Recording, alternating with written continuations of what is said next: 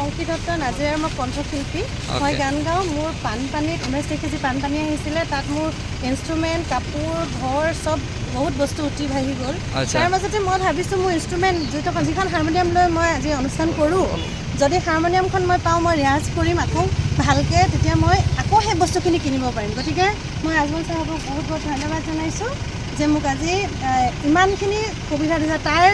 আজমল চাহাবক লগ পোৱাৰ জৰিয়া হৈছে শিৱৰাজ অসম ভাই এইফালে চাই দিয়ক অলপ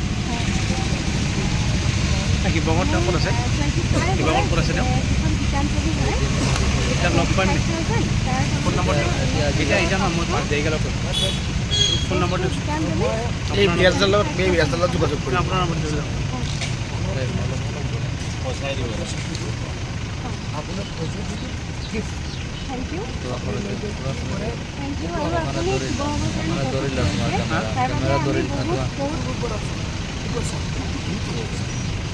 আপোনাক পঠাইছে আমাৰ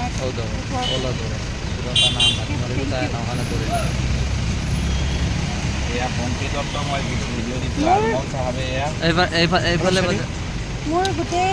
ঘৰৰ বস্তু পাতি সকলোবিলাক ধ্বংস হৈ গৈছে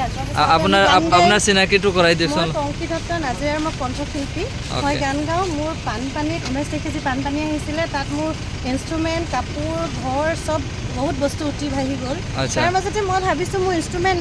যিখন হাৰমনিয়াম লৈ মই আজি অনুষ্ঠান কৰোঁ যদি হাৰমনিয়ামখন মই পাওঁ মই ৰিয়াজ কৰিম আকৌ ভালকৈ তেতিয়া মই আকৌ সেই বস্তুখিনি কিনিব পাৰিম গতিকে মই আজমল চাহাবক বহুত বহুত ধন্যবাদ জনাইছোঁ যে মোক আজি ইমানখিনি সুবিধা দিছে তাৰ আজমল চাহাবক লগ পোৱাৰ জৰিয়া হৈছে শিৱৰাজ অসম ভাই মোৰ ককাই হয় আমাৰ ককাই ভাই মোৰ কথা ৰাখিছে তেওঁ ধন্যবাদ শিৱৰাজ দা আপোনাক থেংক ইউ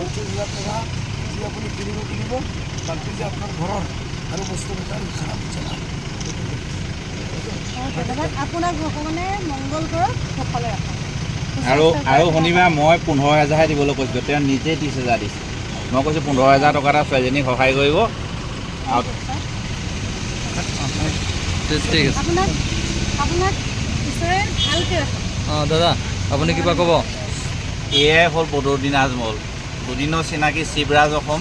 মই কৈছিলোঁ শিৱসাগৰ এজনী প্ৰতিষ্ঠিত গায়ক তাই এনেকুৱা অৱস্থা হ'ল কাপোৰ কানিকেইটাও নাই হাৰমনিয়াম বেয়া হ'ল চাহাবক ক'লোঁ হাৰমনিয়ামখন কিনি দিয়ক তেখেতে ক'লে আমাৰ ধৰ্মৰে বস্তু বাহিনী কিনি দিয়াটো নকয় গতিকে